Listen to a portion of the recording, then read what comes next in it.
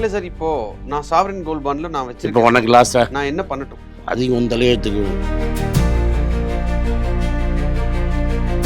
Gold bond அப்படிங்கறத ஒரு பாயிண்ட்ல கம்ப்ளீட்டா இஷ்யூ பண்றதை நிறுத்துனாங்க. சத்தமே எல்லாம் அமைதியா நிறுத்திட்டாங்க. நான் என்ன கேட்குறேன், இந்த ஐடியா கொடுத்த இந்த ஏஐஎஸ் ஆஃபீஸருக்கு என்ன பண்ண? நான் சிம்பிளா சொல்றேன் சார், நான் பணம் போட்டது கவர்மெண்ட் கொடுத்தாங்க, கவர்மெண்ட்டுடைய பாண்டு. நல்லா காமிச்சிட்டான் நம்ம யாரு. இல்ல சார், இப்போ போஸ்ட் ஆபீஸ்ல வந்து 8% கிடைக்குது, 8.5% சீனியர் சிட்டிசன் கிடைக்குதுன்னு போறாங்களே. இது அவன் தலையெழுத்து, நானா போக சொன்னேன். இது வந்து முடிவு, இதுக்கு மேல இப்படி எதுவும் நடக்காதுன்னு எல்லாம் சொல்ல முடியாது. நீ என்ன சரிங்க சார். இப்போ இந்த சாவரின் கோல்டு பாண்ட்ல கவர்மெண்ட் அனௌன்ஸ் பண்ணியிருக்கிறது, இந்த கோல் போஸ்ட் மாத்தினதா பார்த்துக்கலாமா, இல்லை இது என்ன மாதிரியான தாக்கத்தை கொண்டு வரும்? இது பார்ஷியல் டிஸ்இன்வெஸ்ட்மெண்ட் தான். நிறைய எப்படி இருக்குன்னா, ஆண்டு வந்து கசாப்பு கடைக்காரனை தான் நம்புங்க. இது கசாப்பு கடைன்னு சொன்னால் எல்ஐசியில் கசாப்பு கடைன்னு எல்லாரும் ஓடி போய் போட்டிங்க. இன்றைக்கி வரைக்கும் வெளில வரல. உங்கள் பணத்தை எடுத்து கோல் விடுறான்னா அவன் தூக்கி அதான் நீங்கள் போட்டுன்னு இருக்கிறான். அண்டு டிஸ்இன்வெஸ்ட்டுங்கிற பேரில் எல்லாத்தையுமே இவன் தலையில் கட்டின்னு இருக்கான். யார் தலையில்? எல்ஐசி தலையில். எல்ஐசி பக்கம் போகாதன்னா கேட்க மாட்டீங்க. அப்புறம் குத்துறதே குடையிறதேங்கிறீங்க. அவன் ஒன்றுட்டே உன் சொந்தக்காரனையே அவனே ஒருத்தர் எல்ஐசி ஏஜெண்ட்டாக பிடிக்கிறதுக்காக காத்துன்னு இருக்கிறான்.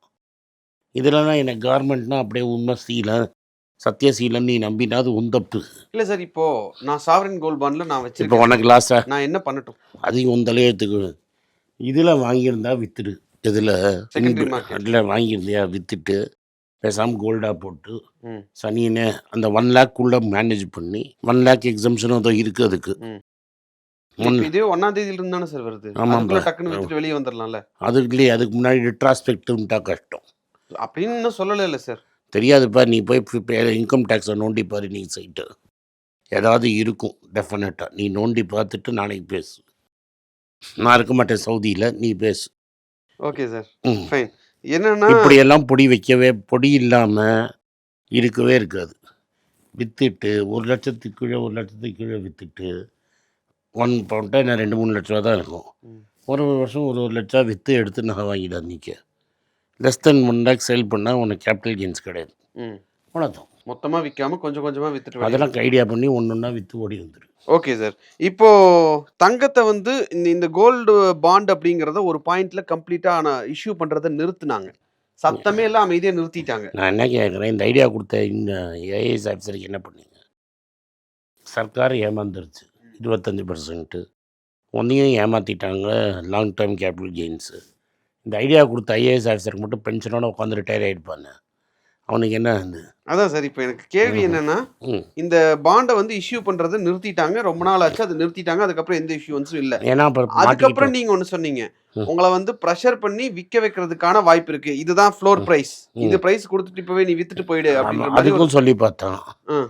யார் வேணால் வந்து சரண்டர் பண்ணுன்னு. ம். நீங்கள் சரண்டர் பண்ணல. அதனால டாக்ஸை போட்டாங்க. டாக்ஸை போட்டால் ஆட்டோமேட்டிக்காக நீங்கள் சொல்கிற மாதிரி at least short term capital gains avoid பண்ணுறதுக்காகவாவது 1 லட்ச ரூபாய்க்கு கம்மியாக நான் வித்துட்டு முதல்ல வெளியே வர ஆரம்பிப்பேன். ஆமாம் இல்லையா? 25,000 போச்சுன்னா என்ன கணக்கு போட்டு ம். 10,000 ரூபாய்க்கு நான் என்றைக்கோ சொன்னேன், ம். 10,000 ரூபாய்க்கு தான் ஒன்று எடுப்பேன் அப்படின்னு சொல்லி முடிச்சிடும். இன்னொரு மாடிஃபிகேஷன். இப்போ நாக்குங்கிறது பிறண்டாச்சு ஒரு வாட்டி, ம். திரும்பி பெறலாதுங்கிறது என்ன நிச்சயம்? நாக்கு தானே, எலும்பு கிடையாது. எப்படி வேணால் பிறண்டு பேசலாம்ல. சார், அப்போ யாரை நம்பி தான் சார்? நான் சிம்பிளாக சொல்கிறேன் சார், நான் பணம் போட்டது கவர்மெண்ட்டு கொடுத்தாங்க, கவர்மெண்ட்டுடைய பாண்டு. நல்லா காமிச்சிட்டான் அவன் யாருன்னு. ரிசர்வ் பேங்க்காரன் தான் கரன்சி கையெழுத்து போடுறான். பிரைம் மினிஸ்டர் கையெழுத்து போட்டிங்க நோட்டு பத்திரிக்கை. ரிசர்வ் பேங்க் கவர்னர் போட்ட கையெழுத்து நோட்டு செல்லாதுன்னு ரிசர்வ் பேங்க் கவர்னர் சொல்லணுமா, ஃபைனான்ஸ் மினிஸ்டர் சொல்லணுமா, பிரைம் மினிஸ்டர் சொல்லணுமா? RBI governor. யார் சொன்னாங்க? Prime minister. அப்போயே உனக்கு புத்தி வர வேணாம். சரி சார், தப்பு பண்ணிட்டோம். அவ்வளோதான். இப்போ இனிமேல் தப்பு பண்ணாமல் இருக்கு. அவ்வளோதான், தப்பாயிடுச்சு. இல்லை ஓகே சார், அப்போ எனக்கு என்ன சந்தேகம் வருதுன்னா, இந்த கவர்மெண்ட் பேஸ்ட் என்ன மாதிரி இன்வெஸ்ட்மெண்ட்லயே எனக்கு கேள்விக்குறியாகுது. அதனால தான் நான் எல்ஐசி போடாதுன்னு தான் அட்வைஸ் கொடுத்தேன். போஸ்ட் ஆபீஸ் மாதிரியான விஷயங்கள் அதை பற்றி கேட்கறதுக்கு ஒரு பயம் வருதே. நான் உன்னை போடுன்னு சொன்னேன்னா. இல்ல சார், இப்போ போஸ்ட் ஆபீஸ்ல வந்து 8% கிடைக்குது, 8.5% சீனியர் சிட்டிசன் கிடைக்குதுன்னு போறாங்களே. அது அவன் தலையெழுத்து, நானா போக சொன்னேன். Okay sir. நான் உன்கிட்ட திரும்பி நான் பர்சனலாக உன்கிட்ட பேசச்சா என்ன சொல்கிறேன்? உனக்கு என்ன அட்வைஸ் தரேன்? கோல்டு இப்போ ஃபிசிக்கலாக வச்சுக்கிறது. காசுன்னா கவர்மெண்ட் பக்கமே காட்டாதுன்னு சொல்லியிருக்கேன். ம் டேக்ஸை கரெக்டாக கட்டிடு. ம் 10 ரூபா டேக்ஸ் கட்டணும்னா 11 ரூபா கட்டிடு. ம் 100 ரூபா டேக்ஸ் கட்டணும்னா 101 ரூபா கட்டிடு. ம் 1 லட்ச ரூபா கட்டணும்னா 1,02,000 ரூபா கட்டிடு. 2000 ரூபா டொனேஷன். பட் உன் பணத்தை கவர்மெண்ட் அட்டையை போடுற மாதிரி வைக்காது. ஆனால் நிறைய பேர் இன்வெஸ்ட்மெண்ட்டுங்கிற இடத்துல நம்ம அங்கே போய் மாட்டிக்கிறோம். டெஃபினட்டாக. ஏன்னா அந்த 2.5%க்கு ஆசைப்பட்டோம். ஆமாம். Okay sir. என்ன கணக்கு? பேராசை தமிழில் சொல்லுவீங்கிறது பேராசை பெருநஷ்டம். அதான். என்ன கணக்கு போட்டோம்னா சார் 8 வருஷத்துக்கு 2.5%னா அப்போ 20% வட்டி, கேபிட்டல் அப்ரிசியேஷனு அப்படி இப்படின்லாம் கணக்கு போட்டு தான் உள்ளே கொண்டு போய் பணத்தை போட்டோம். மொத்தமாக சரைச்சிருவாங்க. Okay sir. பட் எங்கேயோ பெருசாக மாட்டிக்கிட்டு இருக்கோம். பட் இது வந்து முடிவு, இதுக்கு மேலே இப்படி எதுவும் நடக்காதுன்னு அதெல்லாம் சொல்ல முடியாது. நீ போய் இன்னைக்கு நான் பார்க்கல, அதனால சொல்கிறேன். இன்கம் டேக்ஸ் சைட்டுக்கு பாரு, இதுலேயே இன்னொரு பொடி இருக்கும். அந்த பொடியை நீ கண்டுபிடிச்சா நாளைக்கு காலத்தால மக்களுக்கு எக்ஸ்பிளைனரில் சொல்லிடு. நான் சொல்கிறேன் சார். டெஃபினட்டாக அது என்னன்னு நான் பார்க்குறேன் சார். டெஃபினட்டாக பொடி இருக்கும். Fine sir. இது சாவரின் கோல்டு பாண்டை விட்டு இப்போ வெளியே வர்றதுங்கிறது ஒரு பிரச்சனை. ஆனால் வலுக்கட்டாயமாக பிடிச்சி வெளியில் தள்ளுற மாதிரியான ஒரு சுச்சுவேஷனு. எனக்கு புத்திசாலியாக இருந்தால் 1 லட்சமாக விற்று எடுத்துரு. வேறு எதுவும் ப்ராஃபிட் புக் பண்ணாமல் இதுலேயே ப்ராஃபிட் புக் பண்ணி வெளில எடுத்து ஓடிடு. Okay sir. ஃபைன். இப்போது அதை வெளியே எடுத்ததை அமைதியாக ஃபிசிக்கல் கோல்டாக வாங்கி கம்முன்னு வச்சுக்கிறது பெஸ்ட்டு. இனிமேலும் இந்த தப்பை பண்ண மாட்டோம்னு நினைக்கிறேன் சார். போகாதீங்க சார். இப்போ இப்படி ஒரு விஷயம் சொல்லியிருக்காங்கல்ல, இதை ஓப்பனாக சொல்ல வேண்டியது தானே? அதை ஏன் கொண்டு போய் அனெக்ஷரில் வைக்கணும்? அதுதானே எங்கள் பழக்கம். அதான் நாங்கள் பகிரங்கமாக நீ பிஸ்னஸ் டைமில் சொல்லிட்டோம். என்ன சார் இது? அப்படின்னா நீங்கள் பட்ஜெட்டையும் பேப்பர்லேயே சொல்லிட்டு போயிடலாமே. அதான் நாங்கள் எதுக்கு சொன்னோம் சார்? நான் உங்களை நம்பி தானே சார் போட்டிருக்கேன் பாண்டு. உங்களை நம்பி தான் பாண்டு போட்டிருக்கேன். நீங்கள் இதை வந்து பட்ஜெட்டில் அனௌன்ஸ் பண்ணணும். பட்ஜெட் பேப்பர்ஸில் இருக்குது, அனெக்ஷரில் வச்சுருக்காங்க. இப்படி ஒரு விஷயத்த அவங்க பட்ஜெட்டில் படிக்கவே இல்லை. இந்த டைரக்ட் டேக்ஸ், இன்டைரக்ட் டேக்ஸை பற்றி அவங்க படித்தாங்க. இது இந்த டேக்ஸில் வர்றது தானே சார்? அப்போ இதை அனௌன்ஸ் பண்ணியிருக்கணும்ல. அனௌன்ஸ் பண்ணியிருந்தா மார்க்கெட் இன்னும் எதுக்கு பண்ணணும்? நீ யாரு? நான் யாரு? நான் கோல்ட் பாண்ட் வாங்கலையே. நான் வாங்கியிருக்கேனே, நான் இன்வெஸ்டர். அது நீ வாங்கிட்டேன், நான் வாங்கியிருக்கேன். பார்க்குற நிறைய பேர் நான் வாங்கியிருக்காங்க. பூண்டு சாப்பிடலையே, நான் பெட்ரோல் போடலையே. நான் என்ன கேட்குறேன், நீங்கள் என்ன சொல்கிறீங்க சார்? நான் சொல்கிறேன்ப்பா, நான் பூண்டு சாப்பிடலையே, நான் பெட்ரோல் போடலையே. புளி இருக்கான்னு கேட்டால் உப்பு இருக்கு. நான் எப்போதுமே அது மாதிரி நான் சொல்கிறேன். நான் பாண்டு வாங்கலை. அதனால எனக்கு வலிக்கல.